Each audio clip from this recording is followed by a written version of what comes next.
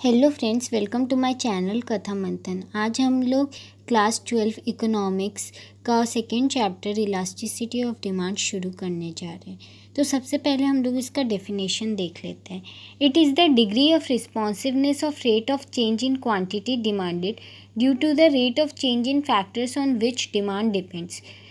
तो बोल रहा है कि ये एक डिग्री ऑफ रिस्पॉन्सिवनेस है जिससे क्वांटिटी डिमांडेड चेंज होता है बिकॉज ऑफ उसका फैक्टर्स, मतलब डिमांड का फैक्टर्स जिसके ऊपर डिमांड डिपेंड करता है वो चेंज होता है। उसके कारण जो क्वांटिटी डिमांड होता है वो भी चेंज होता है। तो इधर हम लोग का इलास्टिसिटी ऑफ डिमांड का फॉर्मूला क्या है? Percentage change in quantity demanded divided by percentage change in factors on which demand depends. For example, 100 units at the rate ₹100 per unit, 80 units at the rate ₹130 per unit. Find elasticity of demand. तो percentage change in quantity demanded equals to change in quantity demanded divided by original quantity into 100 equals to 20 by 100 into 100 equals to 20%. Percentage change in price equals to change in price divided by original price into 100 equals to 30 divided by 100 into 100 equals to 30%. अब elasticity of demand equals to percentage change in quantity demanded divided by percentage change in factors on which demand depends. तो यहाँ पे हम लोग का percentage change in quantity demanded कितना आया था? 20%। और percentage change in factors on which demand depend, that is price, कितना आया था? 30%। तो 20% divided by 30% equals to 2/3, that is 0.6. अब types of elasticity: price elasticity, income elasticity, cross elasticity. It can be price elasticity can be denoted by EP, income elasticity can be denoted by EY, and cross elasticity can be denoted by EC. What is price elasticity? It is the degree of responsiveness of rate of change in quantity demanded due to the rate of change in price of the commodity. तो इधर price elasticity क्या है? It is, ये भी एक change in responsiveness है जिसके कारण क्वांटिटी डिमांडेड चेंज होता है बिकॉज किसी कमोडिटी का प्राइस चेंज होता है। तो प्राइस इलास्टिसिटी क्या है? Percentage change in quantity divided by percentage change in price of the commodity, ये इसका फॉर्मूला है। अब types of price elasticity. Types of price elasticity मैंने एक तो ऐसा करके बना लिया ताकि आप लोग को समझने में आसानी होगा। यहाँ पे हम लोग का पर्टिकुलर्स में change in demand, change in price, graph, shape of demand का वैल्यू ऑफ प्राइस इलास्टिसिटी है। हम लोग के यहाँ पे 5 इलास्टिसिटी के टाइप्स है: perfectly elastic, relatively elastic, unitary elastic, relatively in elastic, perfectly in elastic. हम लोग देख सकते हैं कि परफेक्टली इलास्टिक में हम लोग का डिमांड चेंज हो रहा है, जबकि परफेक्टली इन इलास्टिक में उसका उल्टा कांस्टेंट रह रहा है। चेंज इन प्राइस में यहाँ पे परफेक्टली इलास्टिक में कांस्टेंट रह रहा है, जबकि परफेक्टली इन इलास्टिक में चेंज हो रहा है। ग्राफ हम लोग का इसका हॉरिजॉन्टल स्ट्रेट लाइन है, जबकि इसका वर्टिकल स्ट्रेट लाइन है। Shape of demand curve, horizontal straight line, vertical straight line. Value of price elasticity: 5% divided by 0% equals to infinity, 0% divided by 5% equals to 0। और रिलेटिवली इलास्टिक और relatively inelastic भी हम लोग का similar है, मतलब ये परफेक्टली इलास्टिक और परफेक्टली इन इलास्टिक जैसे ही है, मतलब जैसे ये एक बार बढ़ेगा तो वो एक बार घटेगा। जैसे यहाँ पे चेंज इन डिमांड ज़्यादा चेंज होता है और वहीं पे रिलेटिवली इन इलास्टिक में कम चेंज होता है। चेंज इन प्राइस यहाँ पे कांस्टेंट लेसर चेंज होता है और रिलेटिवली इन इलास्टिक में ग्रेटर चेंज होता है। ग्राफ इसका फ्लैटर होता है और इसका स्टीपर होता है। Value of price elasticity: 5% divided by 4% equals to 1.25%, that is price elasticity is greater than 1 and price elasticity is lesser than 1। अब यूनिटरी इलास्टिक देख लीजिए। यहाँ पे चेंज इन डिमांड भी इक्वल होता है और चेंज इन प्राइस भी इक्वल होता है। तो इसका जो ग्राफ होता है ना, वो रेक्टेंगुलर हाइपरबोला के शेप में आता है, जिसका एरिया हमेशा सेम ही निकलता है और इसका वैल्यू होता है 1।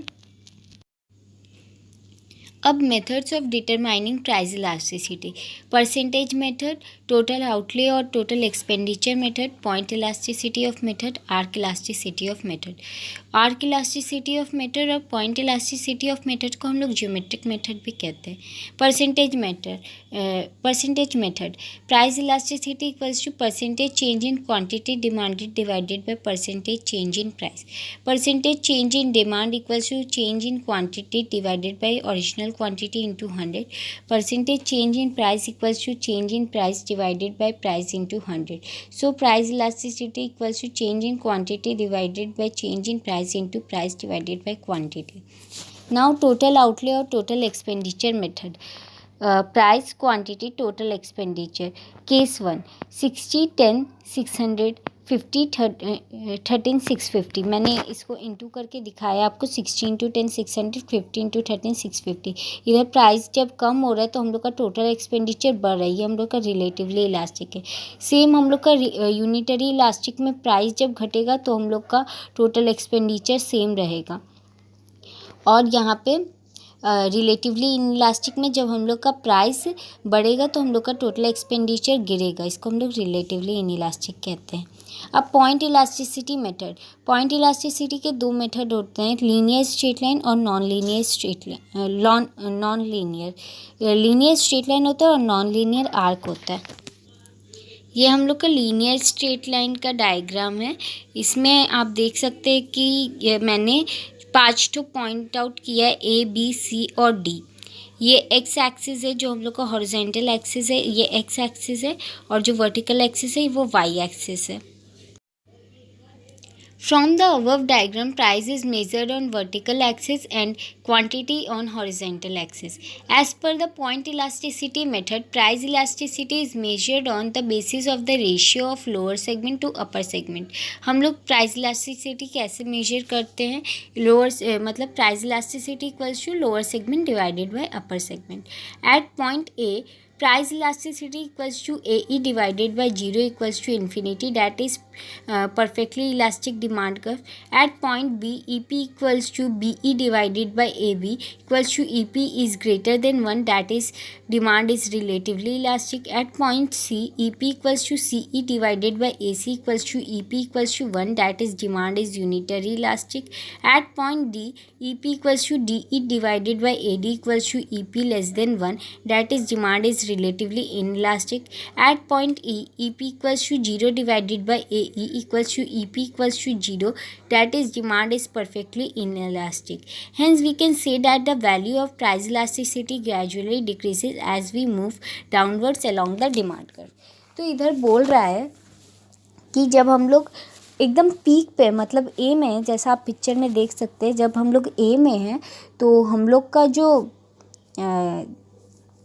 प्राइस इलास्टिसिटी है वो हम लोग का है lower segment divided by upper segment. तो हम लोग जब ए पे एकदम ऊपर है तो हम लोग को ऊपर और जाने का कोई ये नहीं है, रास्ता नहीं है। तो हम लोग ऊपर की जगह हम लोग क्या लिख देंगे, लोअर सेगमेंट है ना, तो हम लोग नीचे क्या लिख देंगे, डिवाइडेड बाय 0। और लोअर सेगमेंट में हम लोग ई तक जा सकते हैं, तो ई से लेके ए, मतलब ए ई डिवाइडेड बाय 0, और एनीथिंग डिवाइडेड बाय 0 हम लोग को पता है इन्फिनिटी होता है। तो हम लोग का प्राइस इलास्टिसिटी क्या है, इन्फिनिटी है, जो कि हम लोग का परफेक्टली इलास्टिक डिमांड कर्व को डिनोट करता है। अब जब हम लोग बी पे हैं तो हम लोग का लोअर सेगमेंट क्या आ रहा है, ई से लेके बी तक, मतलब हम लोग ई तक नीचे जा सकते हैं तो ई बी डिवाइडेड बाय, और ऊपर कहाँ तक जा सकते हैं, ए तक जा सकते हैं तो ए बी। तो ये E B divided by A B जो है ये हम लोग का ग्रेटर देन 1 आता है, जो कि हम लोग का relatively elastic demand curve denote करता है। सेम सी के लिए भी ई सी डिवाइडेड बाय ए सी होगा, तो वो हम लोग का unitary elastic demand curve denote करता है, बिकॉज उसका वैल्यू 1 आएगा। और डी पे आकर के हम लोग का ई डी हो जाएगा और ये हो जाएगा ए डी। तो E D divided by A D equals to less than 1 आएगा, तो वो हम लोग का price elasticity relatively inelastic denote करता है। और जब हम लोग ई पे आ जाएंगे तो ई से नीचे हम लोग और जा नहीं सकते, तो हम लोग का लोअर सेगमेंट 0 हो जाएगा, और 0 डिवाइडेड बाई क्या हो जाएगा, हम लोग ऊपर कहाँ तक जा सकते हैं, ए तक जा सकते हैं, तो ई ए हो जाएगा। तो 0 divided by E A equals to 0, that is price elasticity equals to that is price elasticity equals to 0 and the demand curve is relatively inelastic perfectly inelastic demand curve. अब हम लोग नॉन लीनियर डिमांड कर्व में आते हैं. Non linear demand curve में भी same है. हम लोग का प्राइस इलास्टिसिटी हम लोग को lower segment divided by upper segment से मेजर करना है, लेकिन इसका डायग्राम थोड़ा सा अलग है. देख लीजिए एक बार आप लोग. ये हम लोग का नॉन लीनियर डिमांड कर्व का डायग्राम है. यहाँ पे हम लोग एक ठो डिमांड कर्व ड्रॉ करते हैं डी डैश, और एक टेंजेंट पास करते हैं ए और बी. अब ये टेंजेंट और डिमांड कर्व जहाँ मीट करता है वहाँ पे हम लोग एक ठो पॉइंट लेते हैं आर, जिससे हम लोग ये मेजर करते हैं. अब हम लोग का लोअर सेगमेंट क्या है, बी आर, और अपर सेगमेंट क्या है, ए आर. तो बस हम लोग का नॉन लीनियर डिमांड कर्व में यही है. तो हम लोग का प्राइस इलास्टिसिटी क्या आएगा, लोअर सेगमेंट आएगा B R divided by upper segment आएगा ए आर. अब इम्पॉर्टेंस फैक्टर्स और डिटर्मिनेंट्स ऑफ प्राइस इलास्टिसिटी, इसका हम लोग पहले एक बार रूल पढ़ रहे थे. तो greater change in demand equals to elastic और greater change in price equals to inelastic. Availability of substitute, many substitute elastic demand, less substitute inelastic demand. Proportion of income spend, small proportion inelastic demand, greater proportion elastic demand.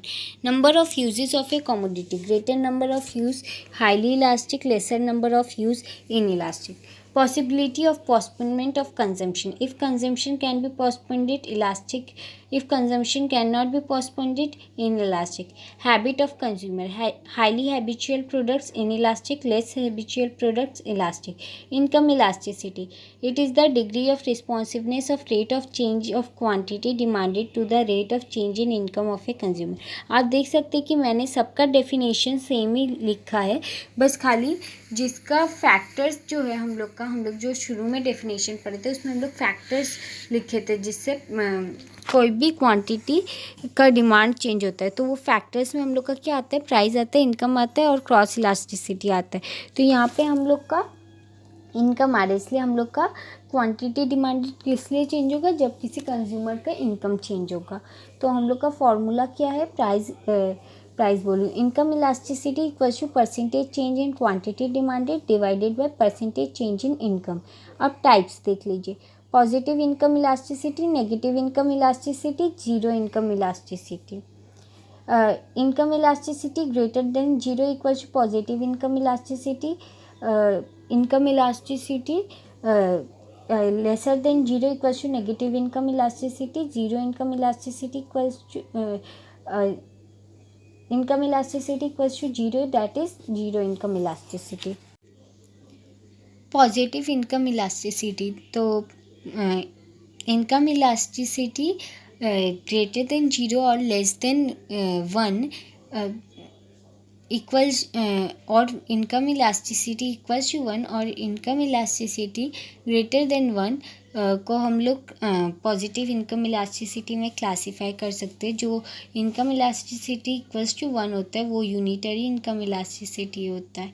तो हम लोग positive income elasticity को 3 category में divide कर सकते हैं, जिसमें एक ठो इनकम इलास्टिसिटी इक्वल्स टू 1 होता है, और एक ठो ग्रेटर देन 1 होता है, और एक greater than zero but laser than 1 होता है.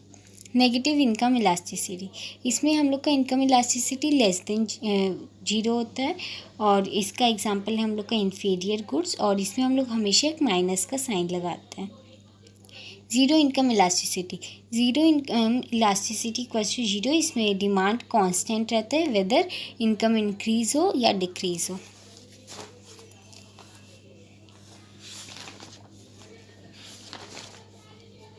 अब हम लोग क्रॉस इलास्टिसिटी में जाते हैं. तो it is the degree of responsiveness of rate of change in quantity demanded for a commodity X due to the rate of change in price for a commodity Y where X and Y are related goods. तो बोल रहा है कि इधर quantity demanded एक commodity के लिए इसलिए चेंज होता है क्योंकि यहाँ पे एक दूसरे कमोडिटी का प्राइस चेंज होता है. जैसे टी और कॉफ़ी हम लोग ले लेते हैं. यहाँ पे अगर टी का प्राइस अगर बढ़ेगा तो हम लोग का डिमांड ऑब्वियसली कॉफ़ी में जाके शिफ्ट हो जाएगा. तो वही बोल रहे हैं यहाँ पे एक कमोडिटी का क्वांटिटी डिमांडेड इसलिए चेंज होता है क्योंकि दूसरे कमोडिटी का प्राइस चेंज होता है. तो इसका फॉर्मूला है EC equals to percentage change in quantity demanded for commodity X divided by percentage change in price of commodity Y। अब types of cross elasticity, positive cross elasticity, negative cross elasticity, zero cross elasticity. Positive cross elasticity, quantity demanded of one commodity of price of another commodity should move in same direction, both the commodities should be related। बोल रहे हैं यहाँ पे quantity demanded जो है और दूसरा एक कमोडिटी का क्वांटिटी कितना डिमांड हो रहा है और दूसरे कमोडिटी का प्राइस जो है जो चेंज होगा वो सेम डायरेक्शन में जाना चाहिए। मतलब अगर क्वांटिटी डिमांडेड एक कमोडिटी का बढ़ रहा है तो दूसरे कमोडिटी का प्राइस भी बढ़ना चाहिए और दोनों कमोडिटीज़ रिलेट होने चाहिए। इसका एग्जांपल है सब्स्टिट्यूट गुड्स, जो मैं आप लोग को ऑलरेडी दे चुकी हूँ, टी और कॉफ़ी। और इसमें cross elasticity greater than zero होता है। और सब्स्टिट्यूट गुड्स हम लोग का क्या है, टी और कॉफ़ी। मतलब अगर हम लोग टी नहीं पियेंगे तो हम लोग कॉफ़ी में शिफ्ट कर सकते हैं अपना डिमांड। तो अगर टी का प्राइस बढ़ेगा तो हम लोग का कॉफ़ी का डिमांड बढ़ जाएगा। तो यहाँ पे हम लोग का प्राइस ऑफ टी और क्वांटिटी डिमांडेड ऑफ कॉफ़ी हम लोग का सेम डायरेक्शन में मूव कर रहे हैं। तो ये क्रॉस इलास्टिसिटी है, पॉजिटिव क्रॉस इलास्टिसिटी है। अब negative cross elasticity, quantity demanded of one commodity and price of another commodity would move in opposite direction, both the commodity should be related. तो इधर बोल रहा है कि क्वांटिटी डिमांडेड जो हम लोग एक कमोडिटी का क्वांटिटी डिमांडेड और दूसरे कमोडिटी का प्राइस हम लोग का ऑपोजिट डायरेक्शन में मूव करना चाहिए और जो दोनों कमोडिटीज़ है वो रिलेट करना चाहिए। फॉर एग्जांपल कॉम्प्लीमेंट्री गुड्स, और कॉम्प्लीमेंट्री गुड्स हम लोग के होते हैं कार और पेट्रोल।